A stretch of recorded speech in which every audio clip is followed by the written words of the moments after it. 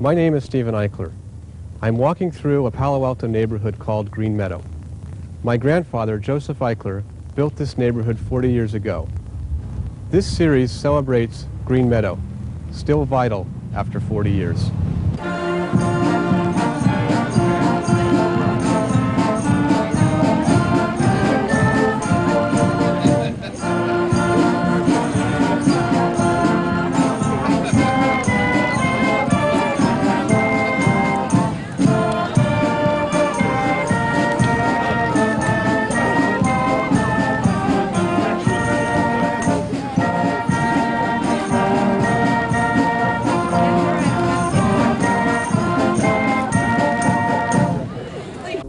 This is the second in a series of 5 programs about Greenmeadow. In this program, we'll look at the history of Greenmeadow. I'm Pete McCloskey, and just about 40 years ago, maybe 38 years ago, when I was a young lawyer and didn't have any gray hair, and before I'd been in politics, I and my wife, after trying to live in Alameda County and being a district attorney in Oakland, decided that I wanted to be a country lawyer. And Palo Alto had 40 lawyers in it at that time, and so we came back and we looked at some houses under construction by a very famous builder named Eichler. And Joe Eichler was a canny old gentleman, but he was building 243 homes, and he did it with a combination of glass and wood. That it was very charming. They were garden apartment houses. And we looked at one, and it was in the days when if you were a veteran, you paid nothing down and got a 4.5% loan. So any young couple with 2 or 3 children, which was me, and no income, could afford an Eichler home.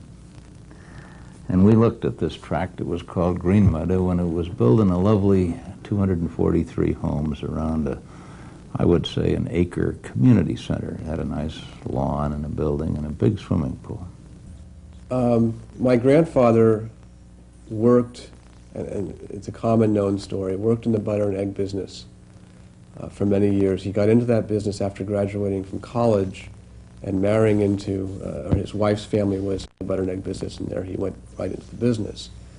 How he got into the home building business, there's sort of 2 stories there. One is more of having left the butter and egg business and having retired early at the age of 45 and looking for something else to do.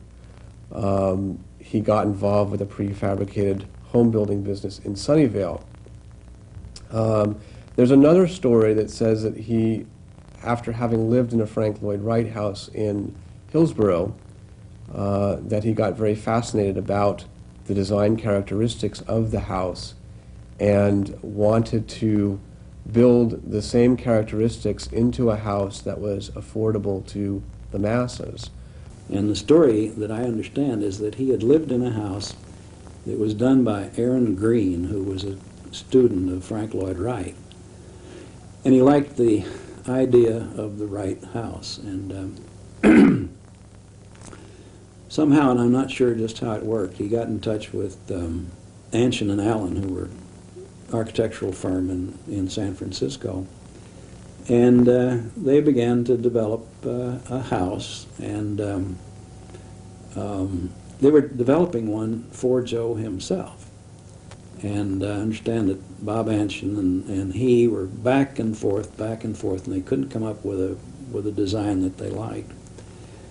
And finally, the challenge was that Anshin, I believe, said, well, if you'll let me alone, I can design a house that'll be just the right one and the one that'll sell in the mass market.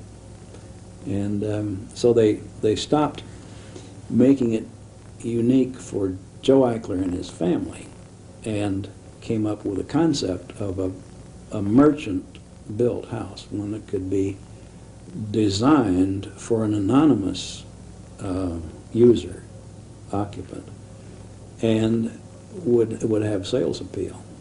And that was the first of the so-called Eichler houses, and that was done by Anshin and Allen. My grandfather was meeting with Bob Anshin at the site of where he was building these 45 or 50 conventional houses. And Bob proposed to him that he could design a house that he could sell to the masses that would have the architectural characteristics and qualities that he was looking for in a house for himself. My grandfather's rhetoric to that was that Bob Anshin could not even design a house for him to build for $100,000, and here he was packaging a house and land for under $10,000.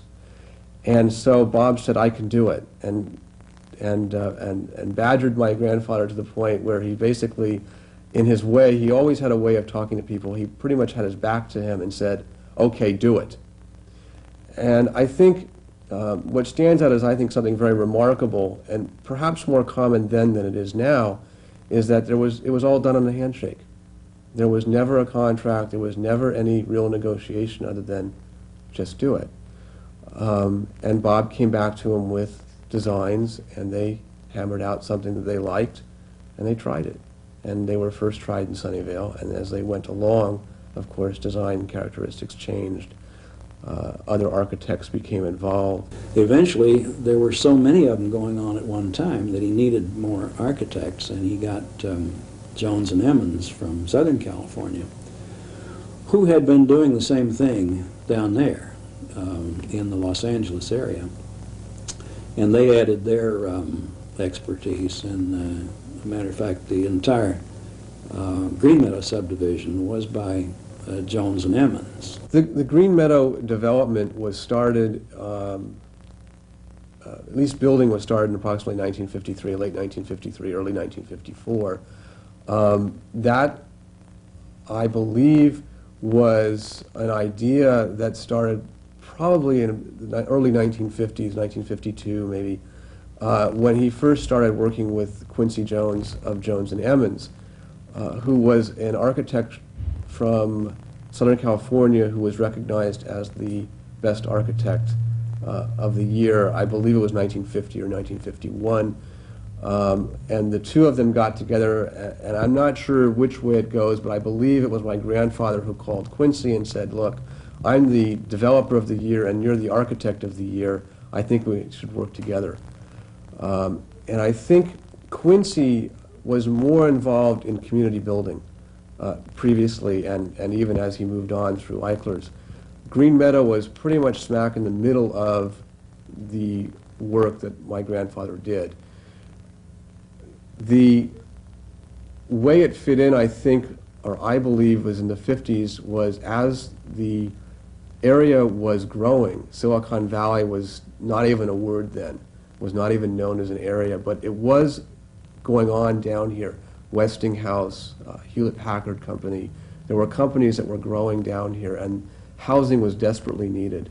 And they were prepared to put together something that would sort of emulate a community of their own, sort of serving the workplace community.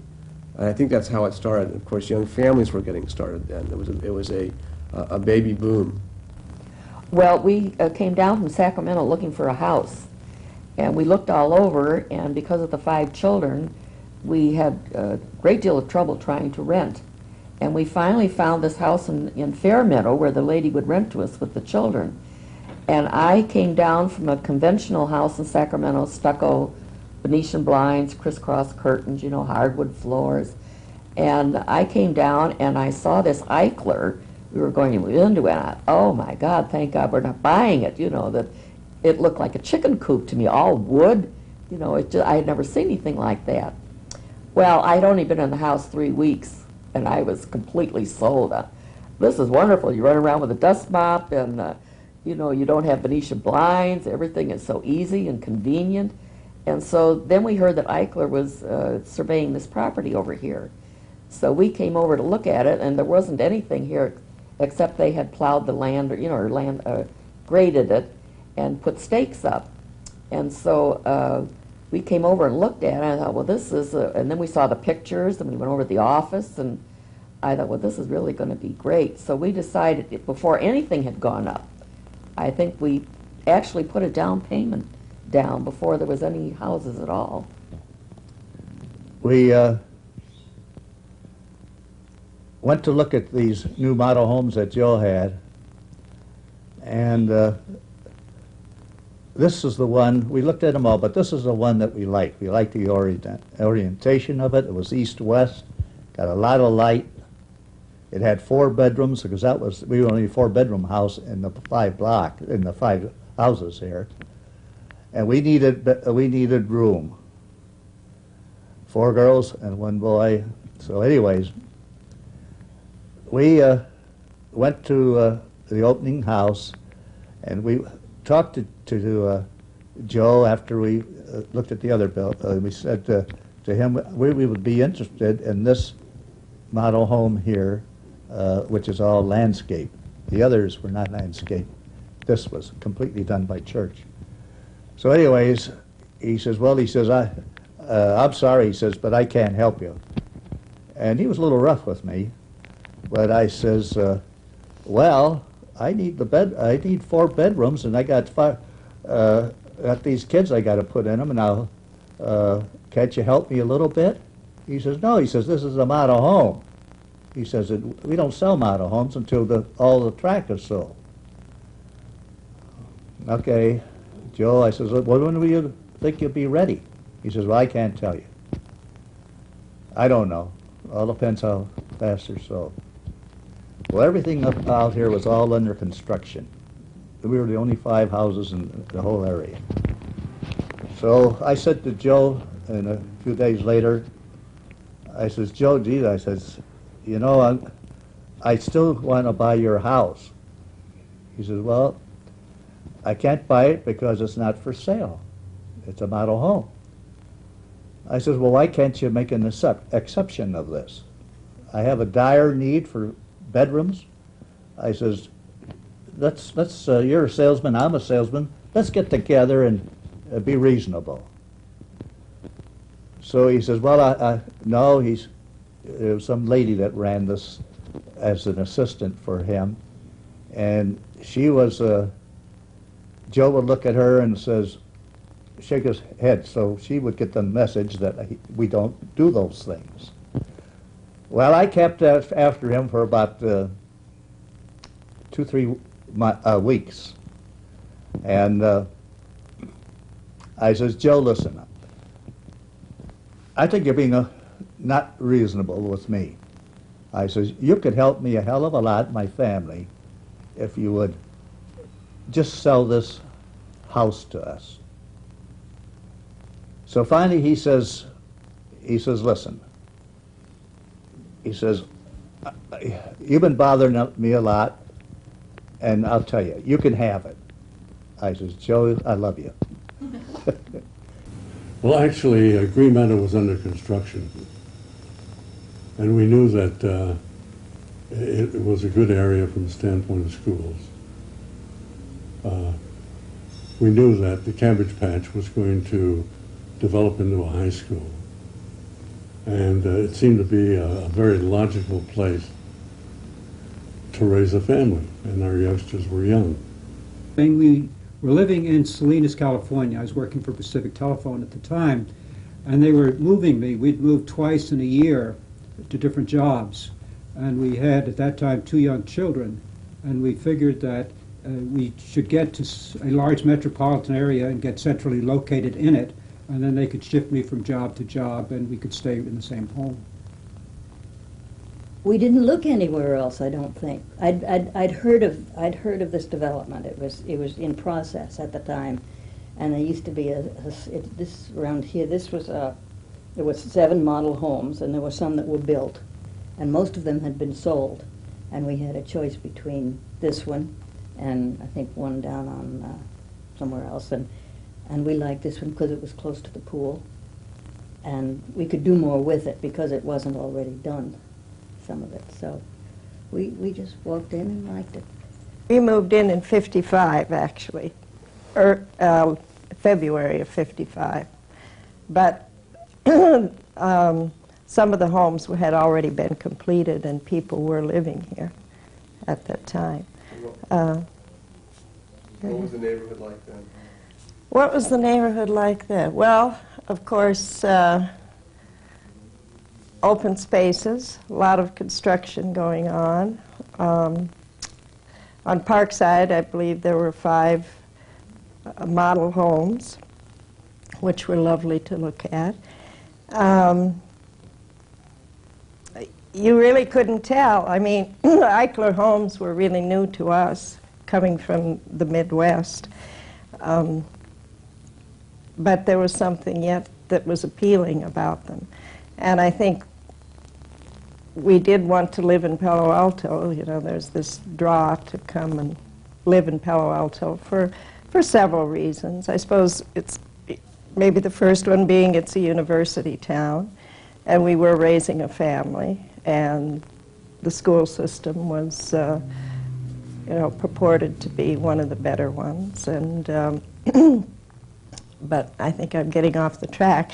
There was no landscaping, of course, so things looked pretty barren. You could tell that we were going to have wide streets, and that was appealing. I think I'll always be grateful to your grandfather for the generosity of the lots and so forth, and the wide streets, because he could have put in more homes, could have squeezed them in more like many builders have done. But he didn't do that. The basic incentive to come here was simply newspaper advertising. And it looked to us interesting, so we came here, drove to Palo Alto and to this place, visited some of the model homes, looked at the layout of the community as such, and after having seen the model homes, we were convinced that we had to buy a house here. Also, it was very cold in San Francisco, especially having a small child there. And it was so wonderful when we came out on the weekends here and said, this is a place to live. Once we saw the architecture of Frank Lloyd Wright in Hillsborough and saw a similarity here, we didn't have to look any further. And incidentally, when we moved in, there were sidewalks, and everything was dirt. And of course, they wouldn't put any pavement in until such time as the whole block was, you know, looked like it should have it. They just kept building and building and building and building till we had 50 homes here.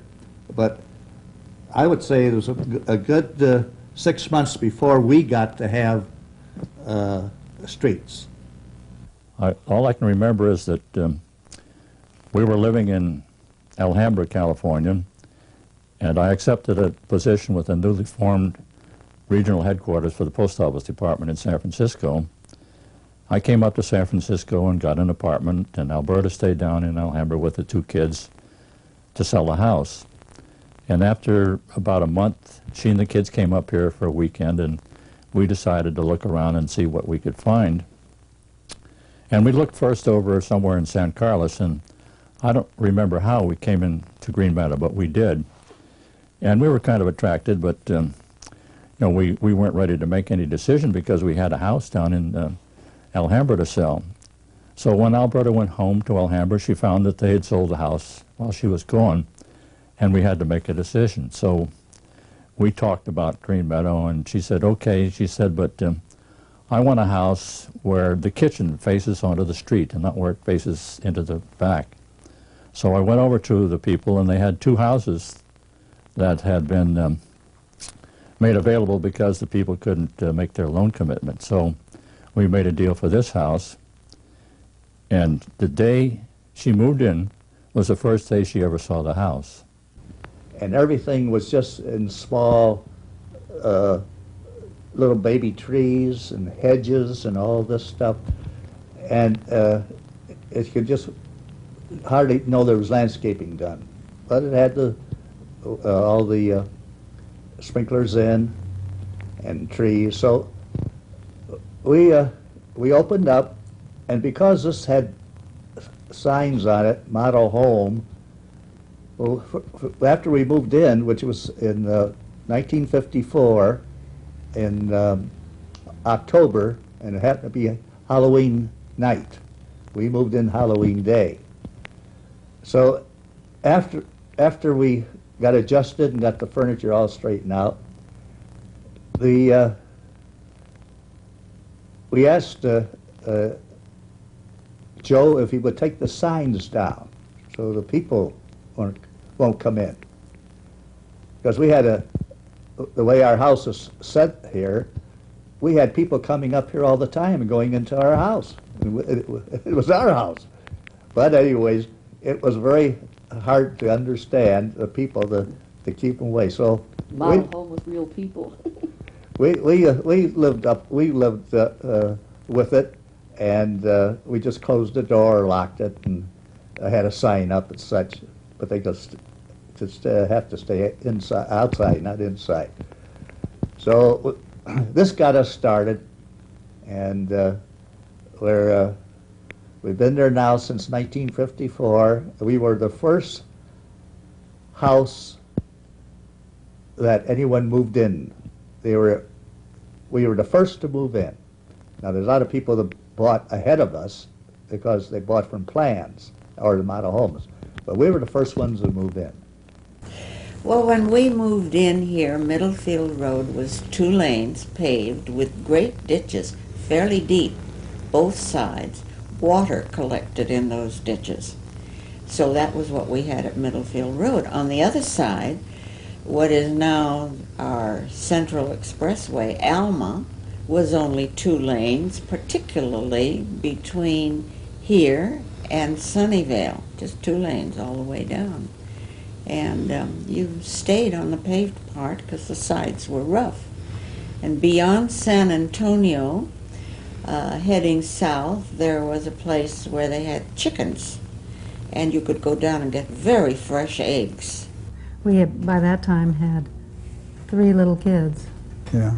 And we spent our evenings, after Daddy came home from work, we'd whiz over here to watch the various stages of building, Yeah. and so were all the other families on the street, and that was really wonderful. No, we found a lot of commonality there. We had bought on paper, and the models, of course, were the houses right here along Parkside. Long before we were in, Fred Crenshaw, who was #1 into the tract, had moved into his tract That's right. house, and Tioga Court was still just a bunch of framing and slabs. We moved in February 1955, and got well acquainted and widely acquainted because there weren't any fences in the way. The first thing I can tell you is that when we moved in, there were no fences. Now we have that huge open window in the bedroom, and we had to hang sheets up there to go to bed at night. So, Well, they started building the houses, and the people started moving in very fast. And one of the things that when we first moved in, where Cubberley was, there was a ranch. And there actually was a cow and a barn. when we moved in, there was nothing around us. There was a big field across the street. There was a farm over on that side, and my daughter was just telling me yesterday that she could hear the roosters crow over there. And there were no shops. The nearest grocery, I think, was the Co-op, which is up there where Payless is now, and I think there was a Purity over in Midtown. No, you can almost tell by the way I'm walking that I'm really kind of fed up with kids, period. And I remember it was just before lunchtime, and I knew after lunch the kids would go down for a nap. And I thought, well, I'll put the little one in the buggy and I'll just go walk around, you know, the big circle. And I didn't know anybody was taking my picture. I was active in the community association, or the community efforts, from the very beginning, which wasn't long in showing up. There were community meetings before, I don't know if there was even foreseen to be a homeowners association. It wasn't automatic like with condominiums today that you had to have one, but there were neighborhood meetings, at least to advise us what was going on, keep track of things. It was a community relations thing, I think, by the Eichler organization. In part, it was a channel through which the usual post-construction modest complaints about old grade or missed paint or nails that stick out someplace and the like. But it was also the place where we heard about the functions of the community center and the swimming pool, and Chuck Thompson, who was managing the pool and offering lessons, and Peggy Stoffel, who was the wife of one of Eichler's salespeople. They lived in the tract, and she was running a nursery school, or preschool, whatever you would call it in those days, even then. And thereby hangs a tale, as a lot of people from the old times will remember. But I do know that 36 of us got together and formed a committee to sue Eichler, and I looked upon it as a friendly suit because I think he was a wonderful man. I'm not sure everybody looked at such a friendly suit. Unfortunately, after the last house was sold in Greenmeadow, in which the Eichler brochure said exclusive use of Greenmeadow residents, and the implication, I think, expressly was that the Greenmeadow residents would have management of the association. After the houses were sold, and I can't remember the date, but it was probably something that we realized in the early 1955, we were told that one of the Eichler Corporation employees was going to run the school and the swimming school, run a swimming school, and be manager of the pool, and that his wife, Peggy, was going to run the nursery school. We saw that as a threat to our exclusive use and control and management of the pool. And so we had a meeting, and remember Len Cornell was, I think, an agent for the Eichler Corporation and represented the Eichler Corporation, and we had some discussion about what was going on, and we were assured by Len that everything was going to go fine. The decision was made that evening, and I guess I was the spokesperson at the time, or at least had made myself the spokesperson, and suggested that we should meet the Eichler Corporation on uneven terms. That is, there was a corporation there, and we were just a group of, people not disorganized, but certainly unorganized. So it was my recommendation that I made in the form of a motion that we form an association, incorporate under the laws of California. So we did. And we drew up an articles of incorporation and bylaws. The articles were signed on July 16, 1955, setting ourselves up as an association and having rules that we had an association that went with the property. We didn't want a country club atmosphere. We didn't want people to sell their shares and make a profit. So we consulted after writing the articles. We consulted with Pete McCloskey, our attorney by that time, and he approved them and said they were fine and made a few minor changes, and we went on from there. Then we began a very long process from then until Thanksgiving Day 1955 of negotiating with Joseph Eichler.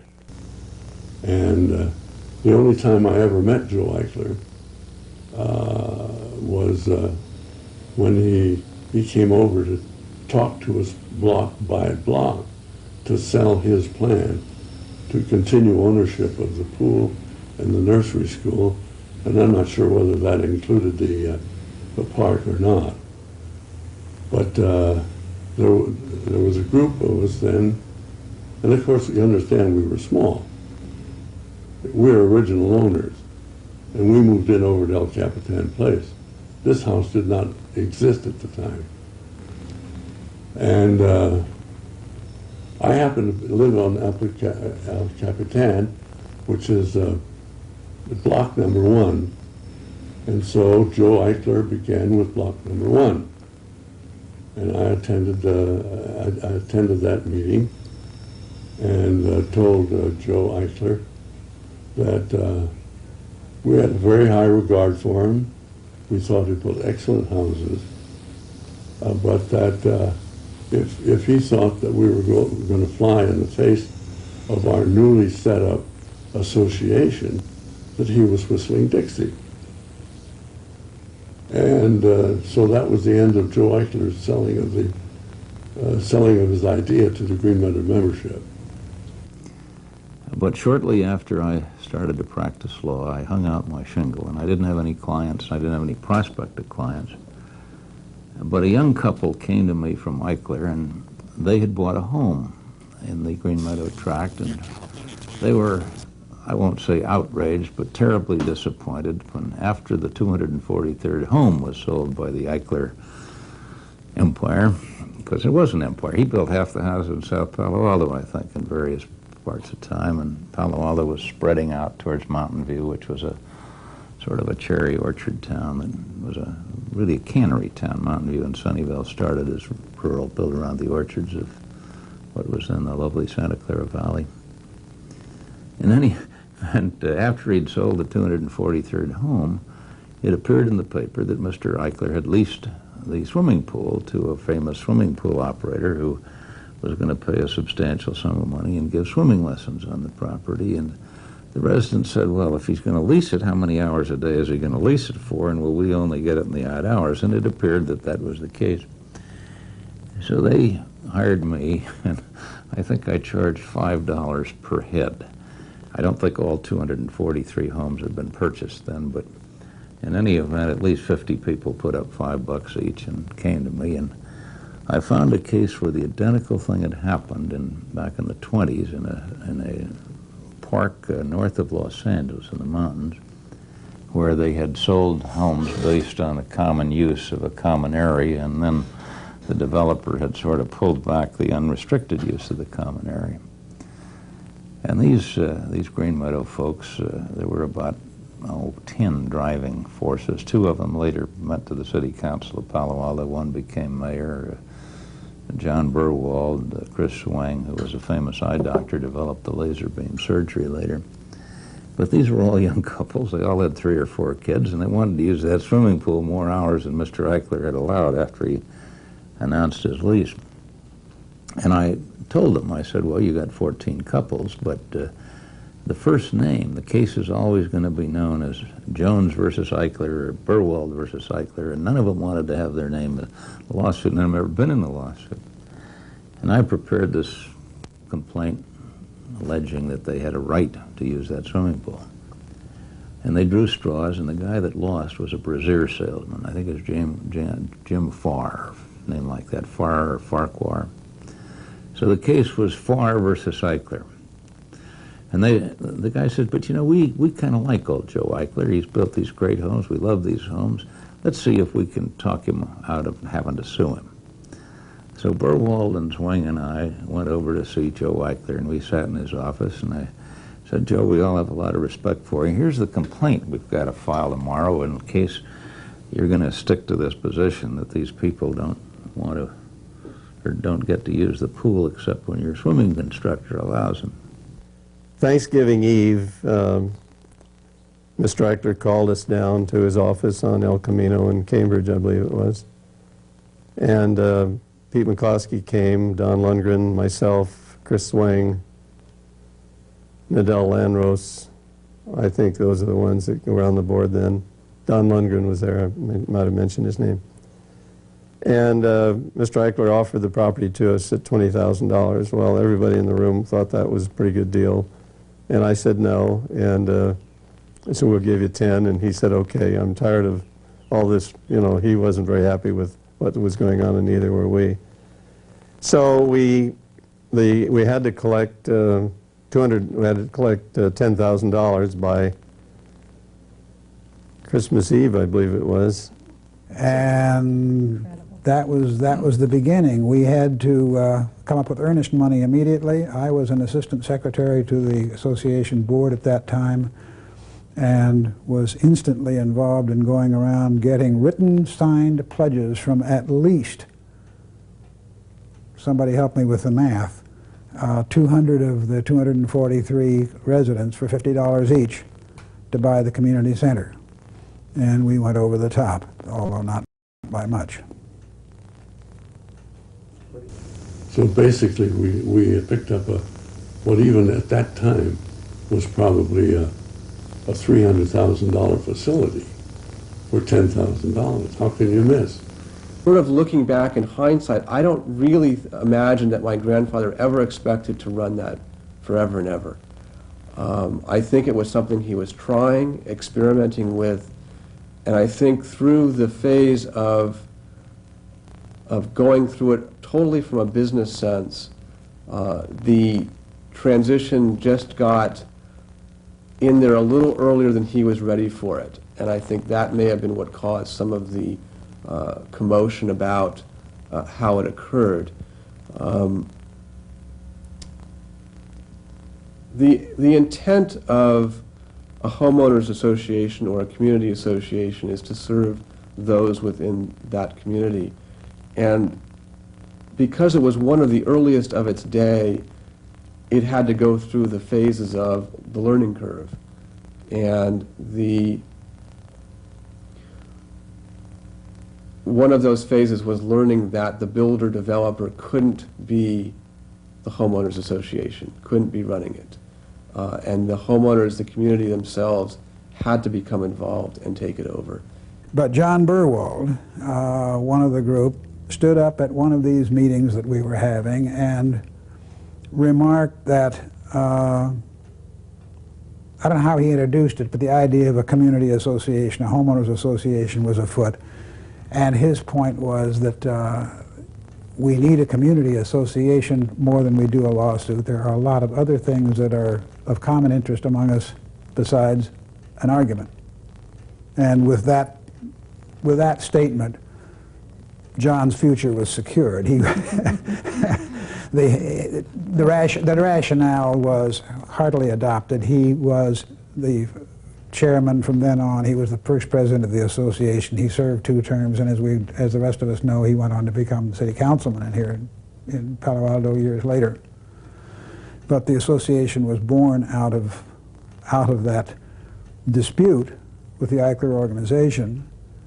Its presence, however, gave us an organized negotiating tool which reported to the membership and which met with the Eichler organization to try to hammer some way through all of this business. We started a mother's group in the beginning, a babysitting thing run on debit and credit. You would have somebody sit for you for so many hours, then you owed this time to be paid back. Well, the fact that I had the 2 teenagers, they were kept quite busy, but I wanted a babysitter during the day. Now, all the mothers were home with their children. Most of the mothers were in the club, but I wanted to go during the day and leave my children somewhere. So I would get a babysitter to come here or take my children to a babysitter, and then in the evening I would get my children to go pay back my hours because I didn't want to babysit with other children by having my own kids all day. And this worked out pretty well, except I would pay my children then to go, and babysit. And then sometimes I was going quite a bit, and I said to my daughter, well, sometimes you should help your mother for love. And so she said to me one time when I said, will you go babysit for me tonight for 3 hours? She said, is this for love or for money? And I said, well, this time it's for love. The next time it'll be for money. Well, it consisted of maybe 20, 24 families, and either the mother or the father in the family would babysit. And the way it worked is we had a secretary of the organization, and she worked as a clearinghouse. We had about 20 families, I'd get 20 to 25 families, and it extended down to the other end of Parkside. And we used to meet once a month. It worked well. It was kept very officially. We kept track of hours spent and hours owed and all that, but it worked all right. And we loved our meetings because Alice Crenshaw, who lives down at the end of Parkside, was one of the mothers, and she's really funny, and she tells a good story about almost anything. She could take a spider crawling across the ceiling and tell a wonderful story about it.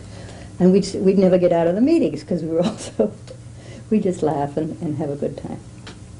And once the babysitting took hold, we decided to share other things. so we bought a community coffee pot for Parkside Drive. This was just the houses right here. We bought a community coffee pot, which traveled from house to house on different occasions. We bought a community fertilizer spreader for the lawn, because everybody wanted to fertilize, and we bought a floor polisher for the oak floor, for the cork floors, and this was traveled from house to house.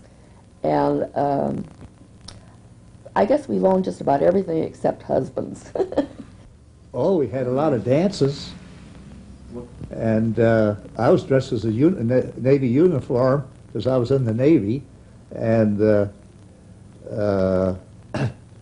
we had quite a bit of social gathering because that's what that building was for, is for social activity for the members. And as time went on, I guess the room was sort of not used as like it used to be, and it finally became a nursery school. So a lot of the dances were costume. They were oh, costume yeah, we had things. some great fun in dancing, which is the same spaces as now. And I got a couple pictures of me and a few other people that are all in costume. But that was the big, really the fun part in the growing up of the community. So I think one day we looked out, we heard this terrible noise going on in the park, and looked out, and this beautiful white brick fence was being hammered down. And by the time we heard the noise and got out there, a fairly good-sized chunk was missing. So we went over to the pool immediately to talk to the manager, and he told us his philosophy was he thought that he'd like to bring the outside into the pool, and that people would in the pool would really enjoy that. Well, most of us that live on this street like the idea that even our good friends, till they get to know us well, don't know there's a pool there. And it just gives a little bit more protection in a lot of ways. And so we started canvassing the neighborhood and found that people were not happy with that. So one of the neighbors was an artist, and he drew up this darling poster with Snoopy on it that said happiness is a brick wall, and circulated that around, and people signed the petition. And it wasn't long before the pool manager found that he'd acted on his own, and that there were not many people that liked what he was doing. One was when they tried to tear down the wall. Well, it was the opposite of the Berlin Wall. Everybody wanted the Berlin Wall down, and most of the people did not want the wall around the pool down, and the idea was that they would encroach on the park. And they already had started to take it down, as I understand, and remember, and that didn't happen. That was a big fight, and a great fight, and I enjoyed being on the victor's side of that. The other one was somebody's idea, which I think was probably a little bit like the auctioning off of a little Austin car over in the park one day, which was a funny thing, and it might have been a joke, but somebody decided they were going to put condos or a couple of houses at one. There were two instances. One, they wanted to put houses on the parking lot and maybe even turn the park into a condominium, or portions of it.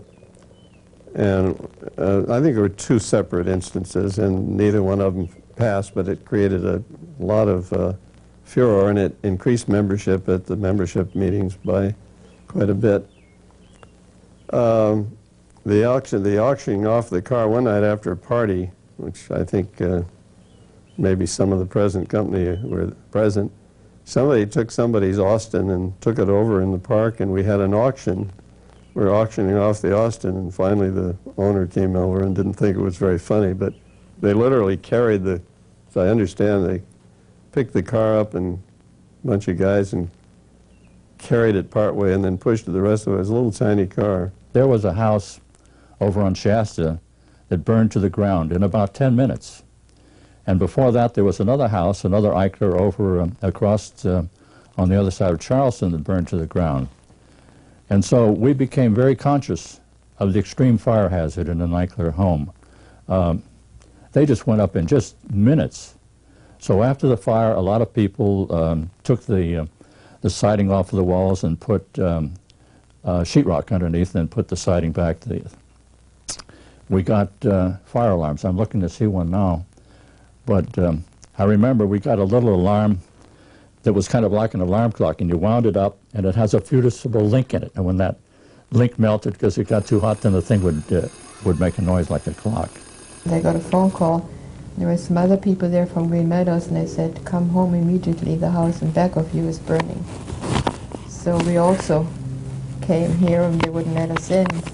But then we managed to get into the street, and there was a Seeley house, and I think there was a short circuit in the television or something, and Mrs. Seeley escaped just in her nightgown.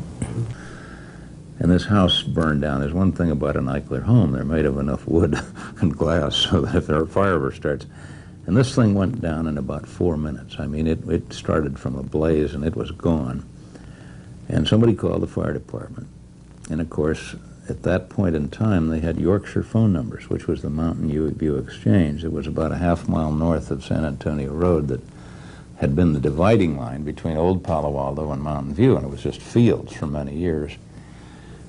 But the fire department that responded was the Mountain View Fire Department, and it roared right up to the city line, and this house was over the line in Palo Alto, and it's a gift of public funds for Mountain View to serve a fire in Palo Alto.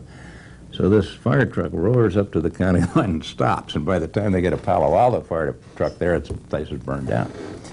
So the Greenmeadow people, and now about doubled in size, 500 of them came to me and said, "Pete, would you represent us to get our phone numbers changed to a Palo Alto number? This fire is an outrage, and worse than that, when we try to go down to the Stanford Shopping Center, which was the class place you went to shop in those days, the sales lady would say, 'Well, what's your phone number?' And they'd give a Palo Alto address and a Yorkshire number, and the salesperson would look at them and say, 'Well, you're from Mountain View. That's a local.' I mean, you couldn't cash a check if you're from Mountain View in Palo Alto. It wasn't racist. It was just sort of a view in the CC stores that anybody with a Yorkshire phone number had to be a cherry picker or a fruit rancher. So we brought the lawsuit, and it was one of the greatest things that ever happened. The public hearing examiner for the phone company, and nobody had ever done this, although we found one case, and again in the 20s, where on Tustin they had changed a boundary, but the phone company said, "No, we can't change a boundary. Everybody would want to change their boundary. We just can't do that." And they sent down a young lawyer named Charlie Renfrew, who later became a federal judge and assistant deputy U.S. Attorney General. And he's now, I think, the head of Exxon, if he hasn't retired. But he brought 24 guys in dark suits and briefcases, and they set up the community center, and these 24 guys each took their time reading their testimony. And meanwhile, the wives of Greenmeadow were giving the examiner lemonade and cookies and saying, "Oh, Mr. Examiner," and bustling around and just making him feel like he was at home. Well, he came out with a decision. The great thing was the fire chief. The fire chief of Palo Alto was retired, and he came and he testified. He says, "You know, I told them years ago that they ought to change the city limits line and the phone line because this could happen." And that was enough. And the decision gave 500 people a new Palo Alto phone number, and they each paid me $1. I remember that. $500 I got. But I had 500 happy clients. Now, you say, what does that mean? Well, there's a law firm now that I founded off those 500 happy clients. It was called McCloskey, Wilson, and Mosier. It's now Wilson, Goodrich, Rosati, and something. Wilson, Sonsini, Goodrich, and Rosati. They're the biggest law firm in Palo Alto. They're probably in the peninsula. They brought all of the big L.A. and San Francisco firms have come down to try to compete with that law firm. And that law firm was founded on my friends in the Greenmeadow Association, and I guess when I ran for Congress in '67, nearly all of them helped me. Then Greenmeadow, what became Greenmeadow 3 was built at a little bit later time. And that went from, well, there's Fern street that comes in there where there are some different kinds of houses. And that was all that was left at that time, and Eichler got a portion of that and built some of the later designs, some of the ones that have the atriums. They're not quite exactly like the rest of Greenmeadow. And that, some years later, became Greenmeadow 3, which was sort of annexed to the rest of it. It was quite a few years later, and well, you know, be frank about it, it was part of the continuing struggle, was that fewer and fewer people were paying in, and fewer had to pay more and more to maintain the property and to keep it operating. So there was a need for an outreach, and at that time, then a poll was taken, and those people indicated an interest in joining. So they became a part of Greenmeadow. And so that's how it's called Greenmeadow 3. The associate members live outside of that configuration of Greenmeadow. Most of them live in Palo Alto. We have some who live in Los Altos, Menlo Park, a few in other neighboring cities. We call them associate members because they have all the privileges and benefits of Greenmeadow members, full Greenmeadow members, except that they are not entitled to serve on the board, and they are not authorized to vote on issues at our quarterly meetings. But they can use all the facilities, they can serve on committees, and they have been, our first associate members were brought into Greenmeadow approximately 1970. So in the last 24 years, it's grown. I think the first group that came in, we had 10, and now we have 170. So they bring a great deal of vitality and interest and excitement to the association, and we look upon them as vital to our community. An associate member is a member who joins the association, who is non-resident and wants a family membership, because we have a wonderful swim team here, and this is really a family association. The reason the concept of associate member first came to mind was that in about 1970 we were having budgetary problems. We were faced with declining revenues because as time went along, more and more families were saying, well, our children have now grown up and we don't seem to use the pool as much anymore, so I guess we just won't pay our fees this year. And since our membership is based on voluntary compliance or voluntary participation, there was nothing that we could do if they decided they didn't want to pay their fees. So we were seeing that our operating expenses were getting larger and our fees were declining, which was a bad situation. So after quite a bit of discussion, the debate focused on, focused this way. We could either increase the fees for the remaining residents quite drastically, but retain that sense of privacy, I guess, and these are just our facilities and we'll treasure them. Or we could say, well, we'll open up this community to some people who, and families that live nearby. They can participate, and their fees will also help with our budgetary problems. And it was a fairly heated debate. Ultimately, it swung toward bringing in the associate members. We have 99 swim members. We have 72 fair share members. These are people who pay, I guess it's a little over $125 now, whereas the swim members pay 500 some odd dollars. And we have 188 associate members. So from the standpoint of swim members, we have 287 swim members, of whom 188 are associate members. So the whole composition really of the association has changed, and we've been saved, I think, from financial bankruptcy, if you will, because of the associate members. In the next program in this series about Greenmeadow, we'll concentrate on the architecture of the Eichler homes that make up the Greenmeadow neighborhood. This is Stephen Eichler. I hope you'll join me then.